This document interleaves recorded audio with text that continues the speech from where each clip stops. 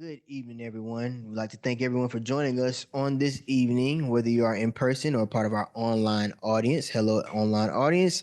I'm Lee Alfred Thomas, the manager of data and policy, and on behalf of the Jacksonville Public Education Fund, we'd like to welcome you to our Advocacy Night, which will be a conversation around the future of education. Whether online or in person, your voice matters. So we're so pleased that you're taking time out of your evening on tonight to be with us. So this time is looked to be sought to be tremendously informational as we look to valuable resources in our community, as we are looked to be more equipped with opportunities. So joining us today, we have the Honorable School Board Member Cindy Pearson, who represents District 3, and we have Mrs. Courtney Wesley, who is the Director of Government Relations for Duval County Schools. And we will have a detailed conversation around education legislation passed during the 2025 legislative session here in Florida and how those will shape our upcoming school year and beyond. To our online audience, please, if you have any questions, utilize the Q&A box in the chat so that you are able to have those questions, and then we can write those address those questions with our guests. And for those who are in person, you can write your questions on the question and answer form, and then we can have those answered throughout the event as well. With that being said, before we talk through specific bills, let's look at a very brief overview of Florida's 2025 legislative session.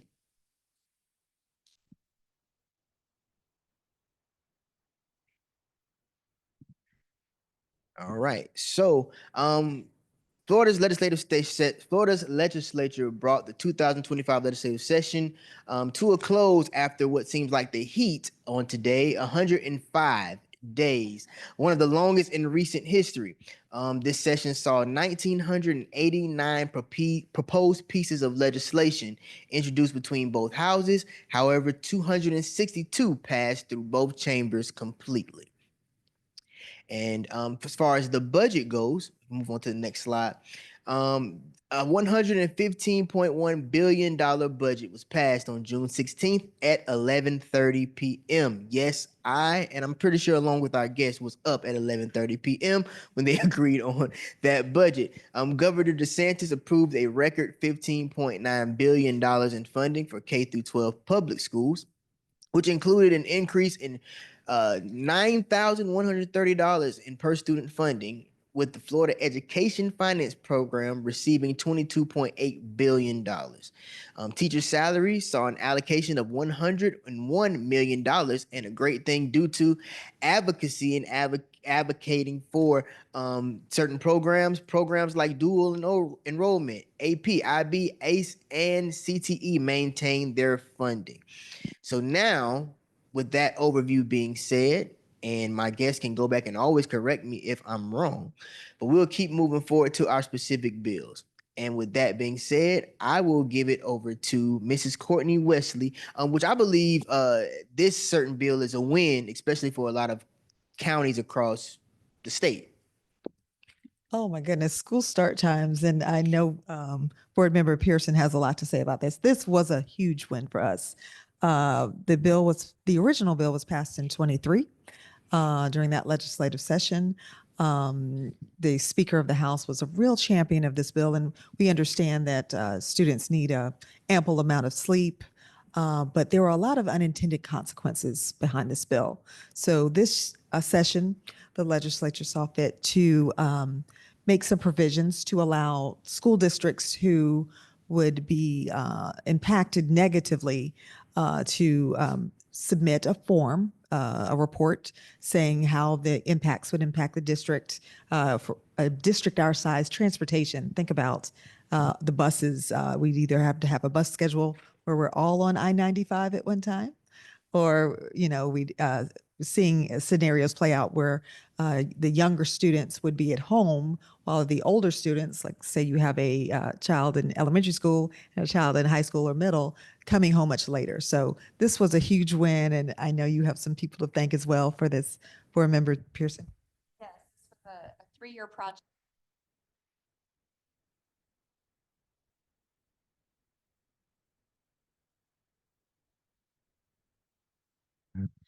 So as I was saying, this was a 3-year project, 3-year labor of love. And for this session, the champions were Representative Gerwig and in the Senate, Senator Bradley, who's from our Northeast Florida area. They sponsored bills that provided a way to give districts relief while still acknowledging the good parts, the heart of the bill. And in Duval, we had done a survey of our parents and community members, and overwhelmingly, our community wanted to keep the schedule the way that it is right now. And so moving forward, we just need to certify that we have communicated with the community the benefits of extra sleep for students, and also given them an option to weigh in on it. So we have already done our homework on this bill and are ready to move forward. Thank you to the parents and the community members and other school advocates who worked on this with us and partnered with us on this bill, because your voices really did matter. And this is something we can all celebrate. Awesome, awesome. So that is great for SB 296 having some success. And I know our community was really activated. The school district was really advocated. I know I took surveys. My daughter isn't even in school yet, but I took the survey because daddy needs sleep too. So we wanted to make sure that we got that one passed. But next, moving on to HB 443, which is titled Education. So I will let you all speak to that. I'll give it to Ms. Wesley. Yes, the education bill had a whole lot, so many parts in it. And, at the end of the day, with the session going on so long, it really was bills that didn't pass. They tend to tack things on at the last minute. And this is one of the bills that did that. So one of the main components of the bill, where we saw that the crafter of the bill really wanted to make sure we were following guidelines set in statute, but maybe sunset after a certain period of time. The students, not the student, the parent volunteerism. We have three forms of ways that parents can interact with our students. That's a volunteer, where you may be going to your child's classroom to read. You can be a chaperone. That's think about a trip to Disney or a trip to the zoo, and where you're alone with students for a certain extended amount of time. Or you can be a visitor. And I'm sorry, that's the one where you're going into the classrooms. So with this bill, you will have to pay $85 to get a level 2 background screening. That screening is good for 5 years. So think if you're engaging with your child's school early on, elementary school, really, hopefully you will make great use of that time with your child and the school. And so just providing more assurance for parents that their child has been their child's chaperone or visitor has been vetted in such a manner that everyone can agree the standard is the same. And with that, so a visitor, it would be a one-time. Like if you are with a community group or a faith-based partner and you're coming in to do Real Men Read, which is a program at San Jose Elementary, that's a visitor. A volunteer would be the homeroom mom or someone who's doing a class party.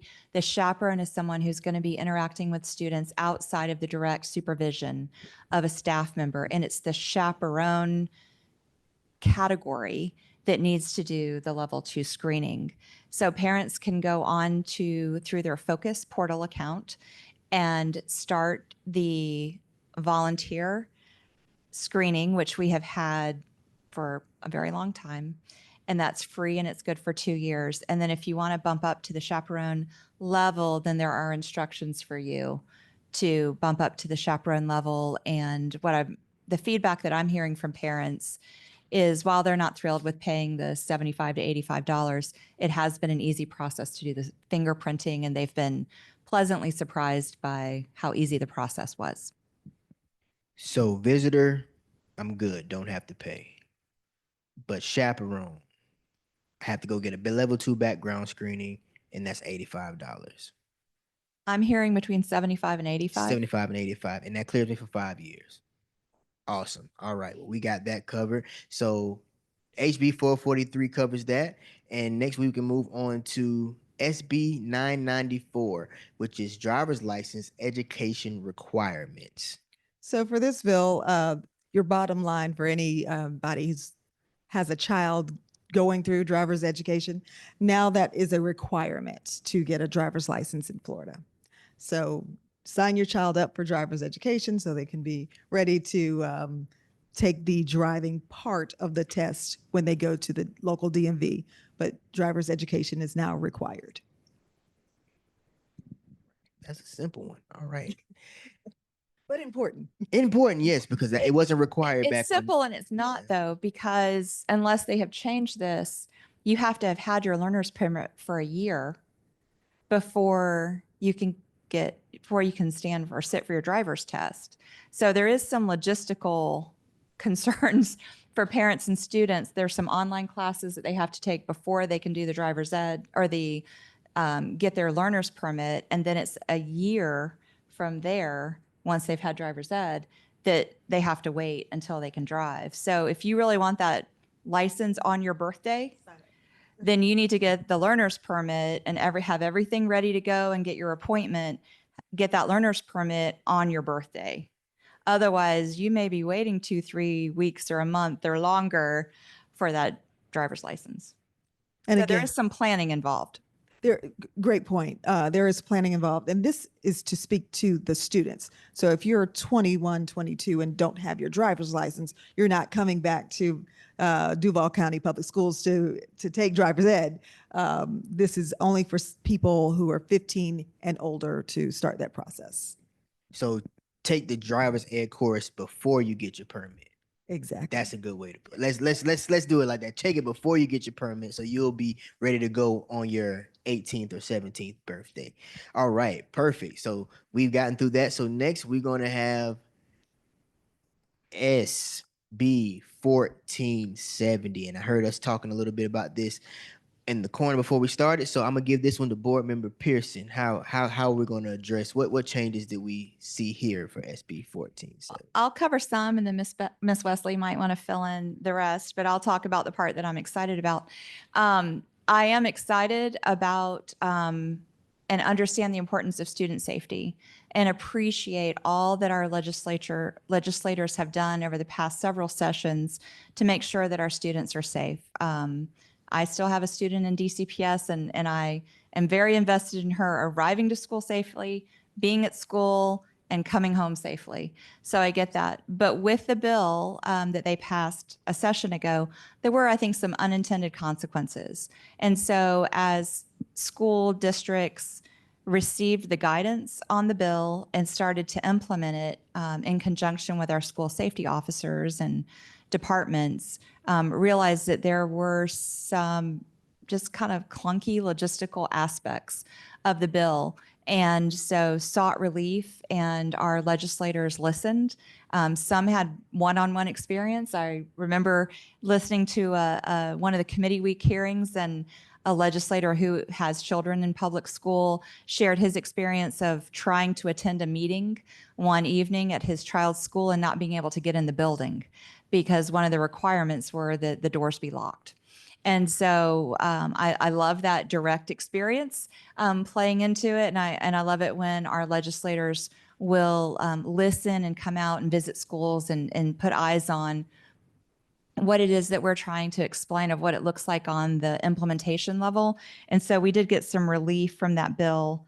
And then there were some other parts to it as well. Sure. And just to expound on what you were saying, right now, our doors and gates, there are certain standards that we must meet. If you have a child in public school right now, the doors have to remain locked. Again, that's part of the Marjorie Stillman Douglas policies that came out after that tragedy. Think of your auto shop and paint class or things with fumes and like that. We needed to leave the doors open for fumigation. So that was one of the unintended consequences. Now, if we're inside of the locked perimeter, if that classroom is inside that gate that remains locked, those doors can remain open as long as they're inside of that perimeter. all of Duval County Public Schools now are in compliance. Other parts of that bill also saw that different training standards for security guards need to be met.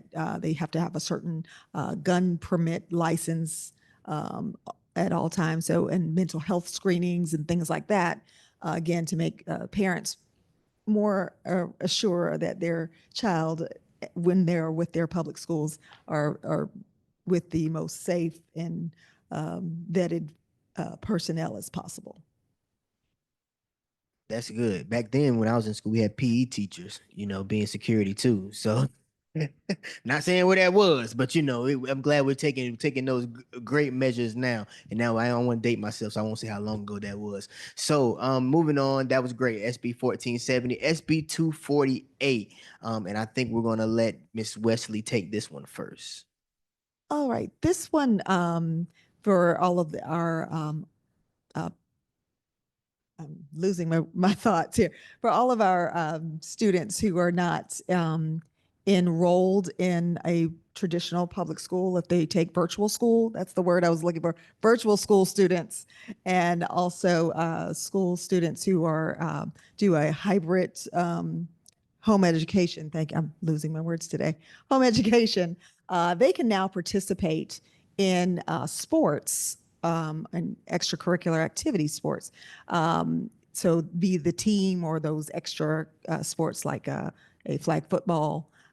They don't have to remain within their boundary. They can apply for those, try out for those teams within the school district. So if you are a home education parent and your child has always wanted to be on a baseball team, but maybe just wasn't within that boundary, they now have the opportunity to try out for that school's team.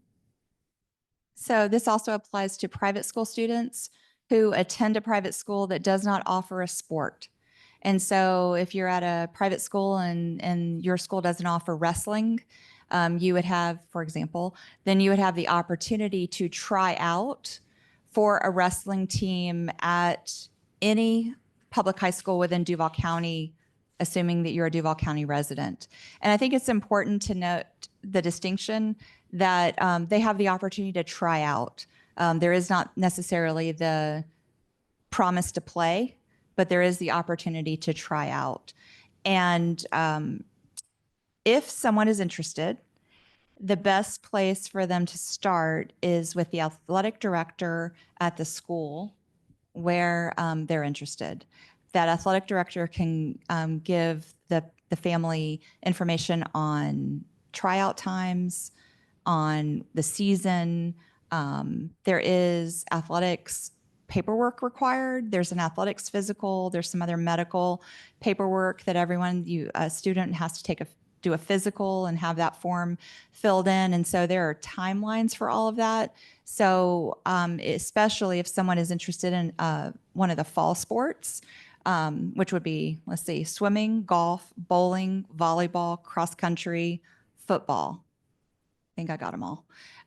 Then now is the time to do that, to reach out to the athletic director at the high school that you're interested in and find out when tryouts are, get the paperwork that you need, make that appointment with your pediatrician or get a copy, get your pediatrician to fill out the physical if you've had one within the last year and start that process so you don't miss out.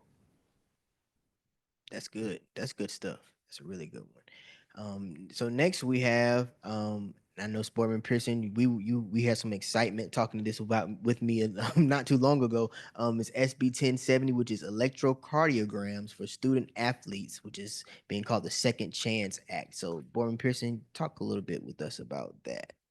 Yes, this is exciting and life-saving, which is exciting. And this is something that initiated from a group of athletic trainers, and there's an employee within DCPS who is leading the charge on this. I sat through a few of the sessions, hearings in Tallahassee, and they were telling stories of students whose lives were saved as a result of having done the EKG. And then also family members who also got the EKG and realized that there was an issue in the family. And so what this is requiring is starting in the 26-27 school year, high school athletes need to have an EKG, and that would be good for 4 years. But they need to have that EKG. So I just mentioned that there's paperwork and you have to have a physical in order to play. Starting with the 26-27 school year, that will be an extra requirement. For students, it wouldn't make sense for seniors, although it would be a good idea.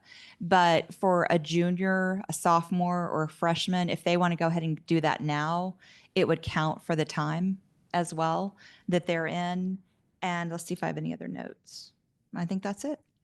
I'd like to say with this bill in particular, it just reminds me of all of the emotion that was behind this. This is one of those bills where the advocacy, you really saw it in action, and it produced a good piece of legislation.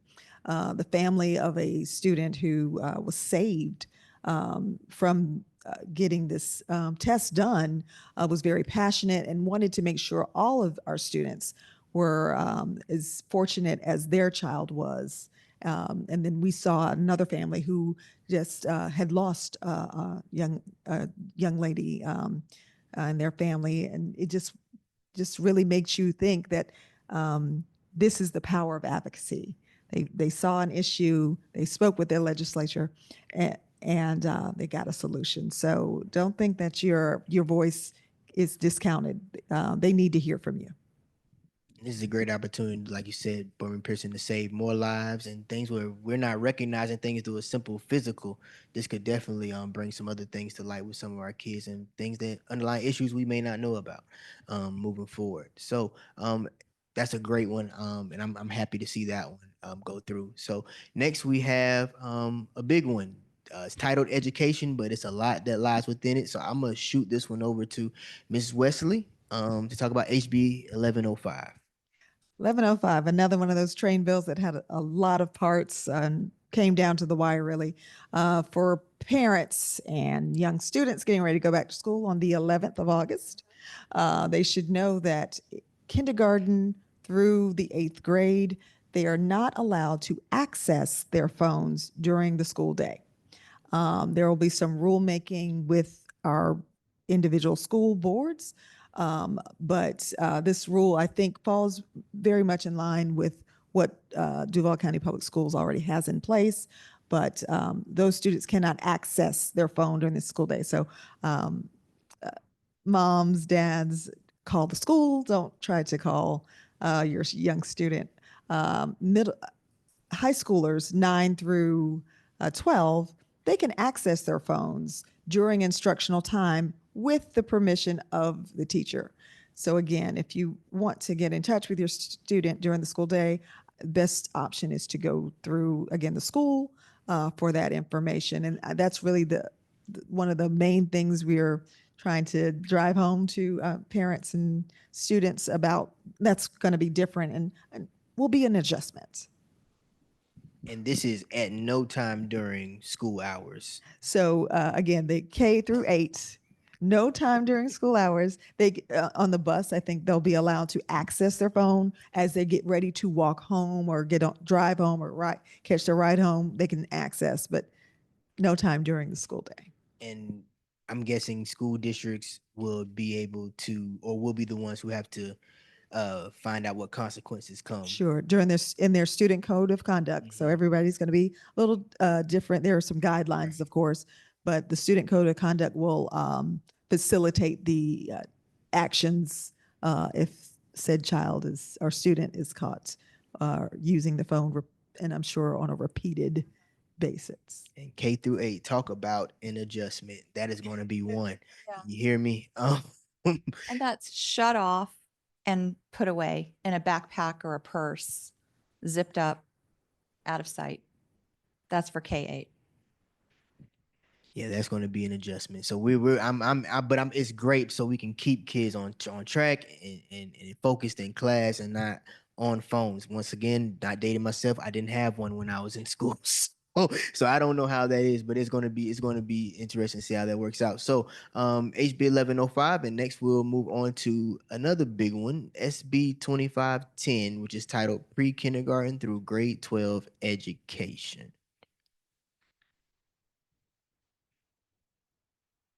Trying to get my memory straight. So this bill was really more of on the rulemaking side of Department of Education. Here we saw a lot of back and forth with when is the right time to introduce different topics to students in appropriate grades. So there'll be some adjustments there of subjects being introduced and at what school grade is appropriate. So best I can say, the school districts will have their own policies that will enact based on the Department of Education's guidelines. And that's the school board will then vote on said things with the guidance of the district. All right. And so now we're gonna hold that slide, Amy. We're just gonna go ahead and move to our Q&A portion. We have some online questions that have come in already. So I'm going to address this one. It says that my student is not or my student is not being offered driver's ed being with their schedule being moved to a 7-block schedule. So how do they navigate that? Is the question. I can give my family as an example. Driver's ed was not offered during the school day at my student's school.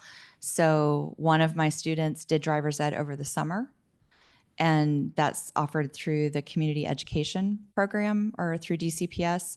And then my daughters took driver's ed after school at their campus. So the first place to start is to talk with your school, or you could go to DCPS Community Education and look up driver's ed and see the locations where it's offered and the times that it's offered. But I think a point that the person didn't bring up, which is a good point, is we may have to expand the number of opportunities for students to take driver's ed if we're talking about every student who wants to get a driver's license needs driver's ed, because the classes that we currently offer fill up quickly, especially the summer classes. So that's my light bulb's going off as as we're sitting here. That's something I need to talk to the superintendent about. All right, so we're good there. We're not good. Okay, so at least that's good. We talking through that, we found out that we can find further solutions. So that's a good thing. Second question is, are principals allowed to require visitors and volunteers to undergo the level 2 background for their school? Are principals, it says allowed to require visitors and volunteers to undergo level 2 background screening for their specific school? I feel like there might be a story behind that one, and that person who's asking the question is welcome to reach out to their school board member. I think you might have a story there. And if you don't know who your school board member, you're welcome to reach out to me, Pearson C, and then the number 1 at duvalschools.org, and I'll help you get set up with the right person. But as we were discussing the policy, we were clear about visitor versus volunteer versus chaperone, and that it is the chaperone who needs the level 2 screening. And that was defined. The key point there is interacting with students outside of the direct supervision of a staff person. I can imagine a scenario where a principal may say, if you think you might want to volunteer to chaperone a field trip during the school year, go ahead and get the chaperone screening so that you're set up for it. Otherwise, I think I would need to take this person's question separately offline. All right. So moving on, this is a question kind of aimed at SB 994.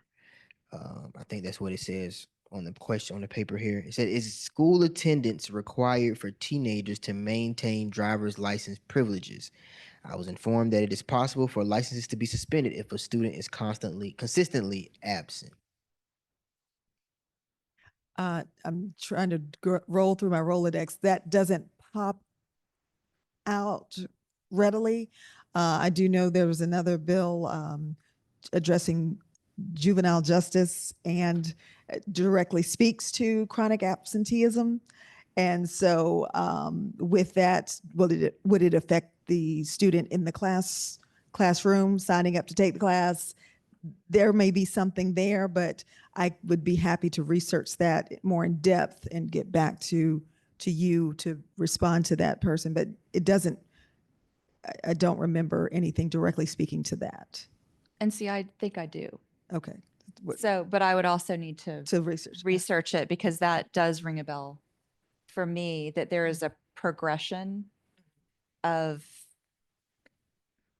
interactions that happen, and that rings a bell to me. But again, I would need to research it also. So we will, that's We a need to bring back for research. you. We will research that and get back to And that's that. a beautiful thing about this, because a lot of things go through that still have to be ironed out. You still have to figure out the fine details about. So that's the beautiful thing about it, is even though it goes into effect, we're still learning through and through, day by day, month by month, and as things happen.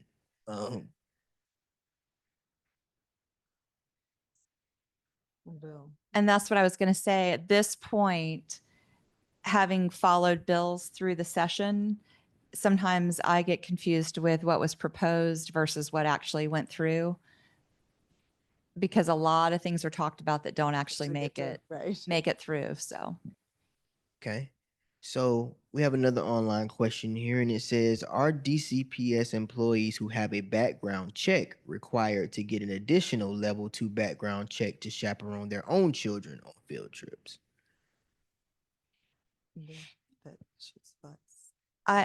if DCPS, There's a DCPS employee who already has a background check. I believe they're fine because the results of their background check would go to DCPS. We had some confusion earlier in the time that we were talking about this, that if a parent had a level 2 through their own job, would that count? And initially the answer was yes, and then the answer came back no. And the reason behind that was if there was a hit on that check, that it would go to the person's employer and not to DCPS. And but then if also DCPS is the employer, I would think that would work. the only exception I can think of is if that background check has expired or is ending or something, along those lines. That might be the gray area. Like if I'm ready to go volunteer and I've met my expiration date, it's been over 5 years, 7 years, and then they may have to. That's going to be that's interesting to me as well, especially if it has a start date on it. Would that start date from the bill be the way that it has that background check has to carry? Could be something to look into. Well, I'm pretty sure we will be looking. That's one that if the person who asked the question wants to email me, I will make sure I get the right answer. Please say your email one more time. It's Pearson, PEARSONC, and then the number 1 at duvalschools.org. All right. So next one, this is going towards HB 1105. It says, since HB 1105 is on par with existing DCPS practice policy around cell phones being put up, have we seen any challenges with fidelity of implementation? And if so, how are those being addressed? So we have discussed and voted on, I think it was July, or maybe it's going to be August, I don't remember, our student code of conduct. And there have been some new codes added to the student code of conduct in response to legislation. So that would be one way. And our principals have been doing Principals Academy throughout the summer, and they've been briefed on the legislation. They've also been briefed on the code of conduct. they should be thoroughly informed of what the expectation is. And then next week, our teachers will report and they will hear the information as well. Our families will come to open house. Please come to open house at your children's schools. Our families will come to open house. It will be covered. Our students, I know for sure our secondary students do a code of conduct assembly where all of this is covered in a code of conduct assembly. So I think there are multiple ways for staff and families and students to hear this information through the news, through forums like this, but also within their schools. And so the expectation is out there, and we expect our building administrators to carry out, with fidelity. If you have a problem, again, email your school board member and share that. I would say go to your school staff first. I always try to ask parents to handle issues on the local level at the school. And if you feel like you're not getting anywhere, then you can reach out to your school board member. But we're going to be working through this. Right. Anything else? Nope. Good to go. All right. So online question here is, there is a piece of legislation that addresses co-location in schooling for schools of hope. Can we speak more about that and what that is, and will that have any impact on sharing of public school resources? Sh- uh, uh, uh, what was your the sharing Will of that public have any resources? well, yeah, will that have any impact on public school resources? Will those have to be shared or things of that nature? So HB 443 also addressed schools of hope. We have two schools of hope, that's KIP and IDEA here in Duval County. There's talk of more maybe coming to Florida.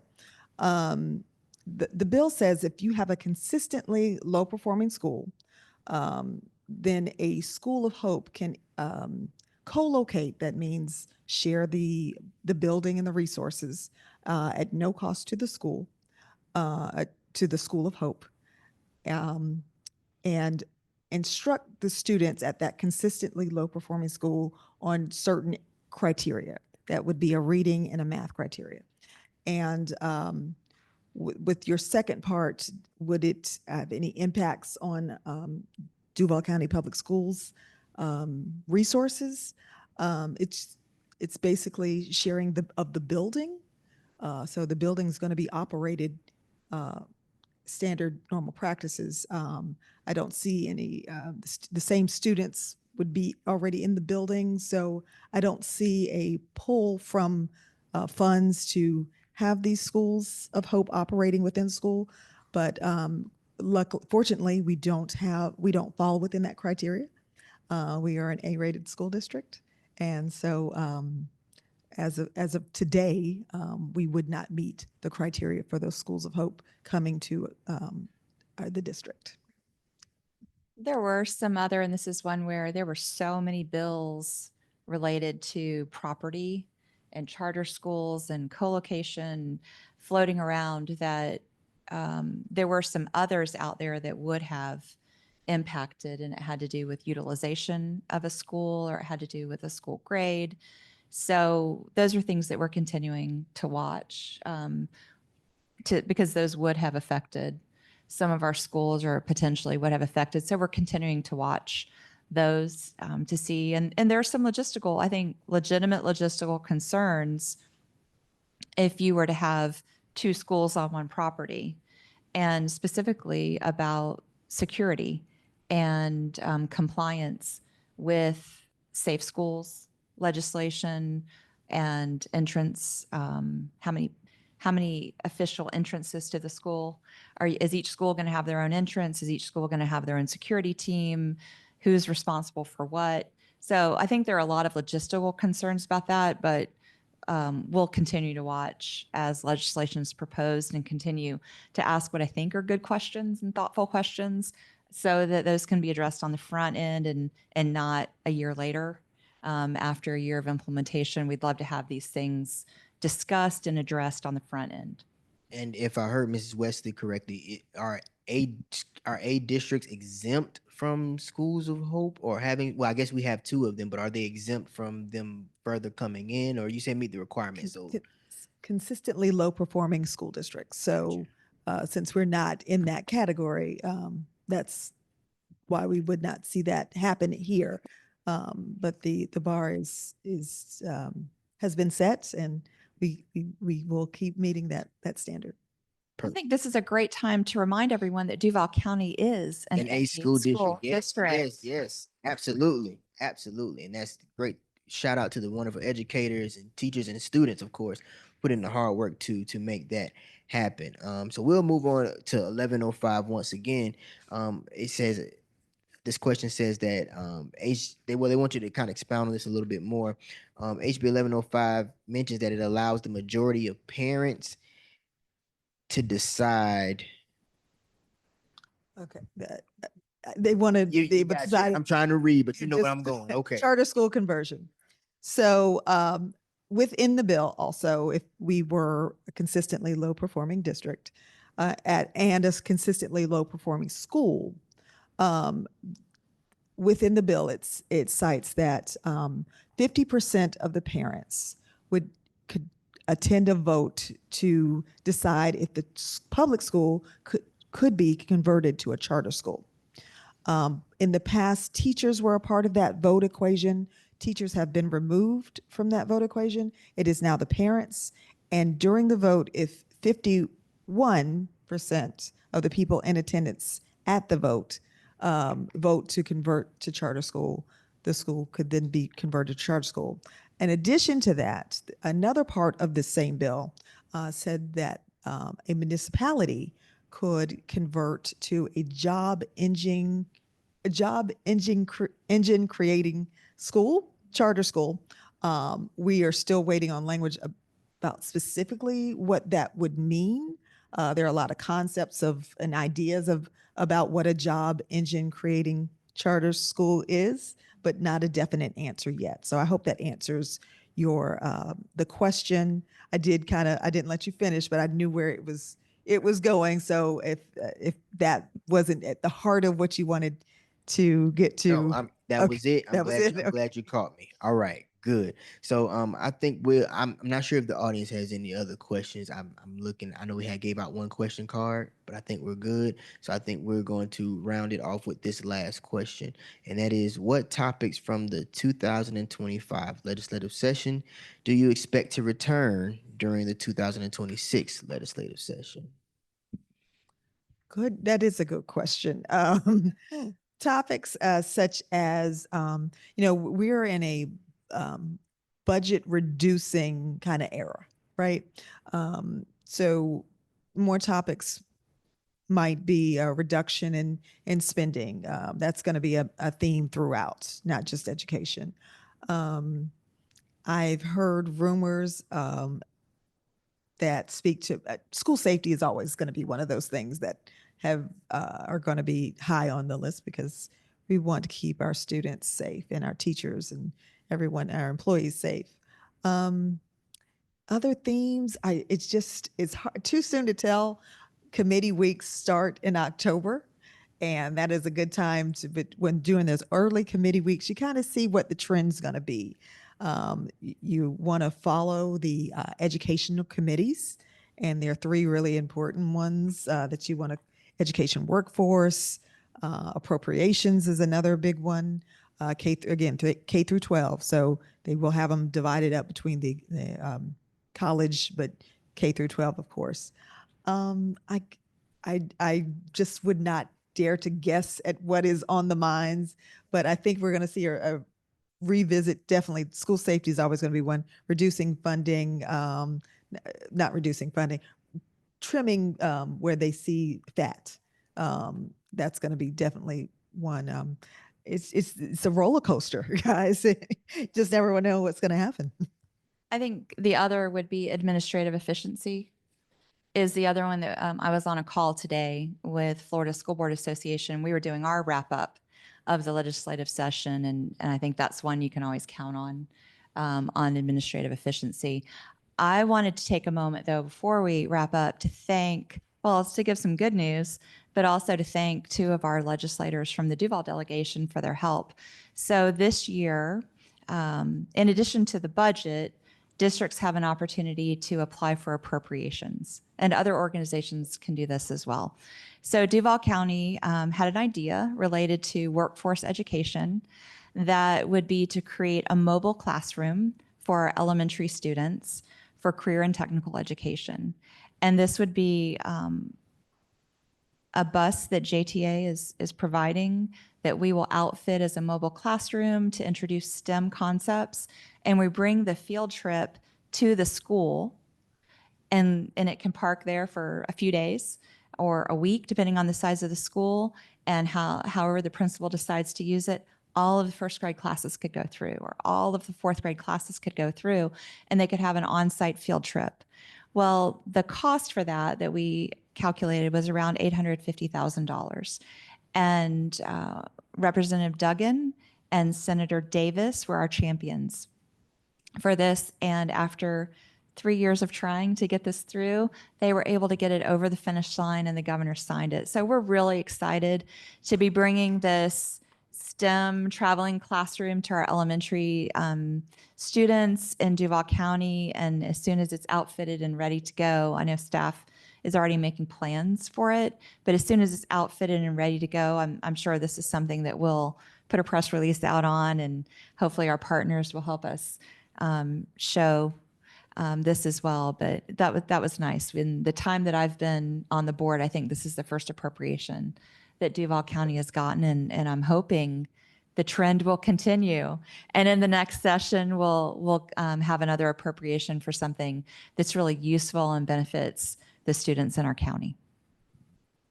And we have to thank you all, because we were in Tallahassee at the same time as you all. We were in rooms going out of one office to the next. We're seeing you all pass and vouching and making sure that Duval County gets what it needs for its students. So we really are thankful for you all and your assistance and making sure our kids get what we need. And we're here to help in the fight with you all to do that. So it was good to see you all going in and out of rooms. We're coming right behind you saying, hey, we need it for Duval County too. So it was a funny time seeing that, but it's glad to see that we're locked in arms doing that for our kids here in Jacksonville. So is there any closing statements you all would like to make? Anything you all would like to say moving forward? We know that legislative session next year starts early. It's January 13th, I believe, 2026. So people can look forward to that. And you already mentioned October starting committee weeks. So those are some things we can look forward to. So here we hope you were informed, but just until now, we know session just ended, but you can remain civically engaged in your community.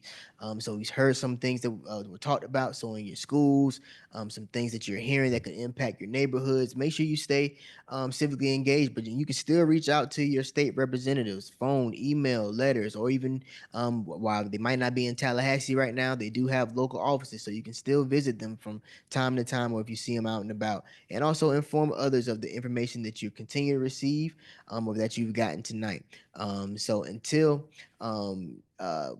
after that, we want you to fill out this survey that we have next coming up as a QR code online. I believe we have it as a link that we're putting that link in the chat. You can fill that out and give us some feedback on what you either heard tonight on either certain legislation and give us some ideas on what we should do next for another Advocacy Night. Legislative session. Ooh, I'm talking fast. Has ended. So we're looking for some new ideas, some new topics to discuss for Advocacy Night, some things that we can address for our community to be better. So please give us some feedback online, audience, and in person, so that we are able to share that with our team and see how we can move forward ahead of time. So thank you for attending our summer advocacy night, along with Honorable Board Member Pearson and Mrs. Courtney Wesley. We want to thank you all once again for coming back for part 2. We said we would do this, and we did. So hopefully I don't have to see you all until next year in a formal setting, like this. But I see you all the time, so that's good. And I love all the work that you all do. And thank you all for joining us online and coming out on this evening. And once again, we appreciate you, and have a good night.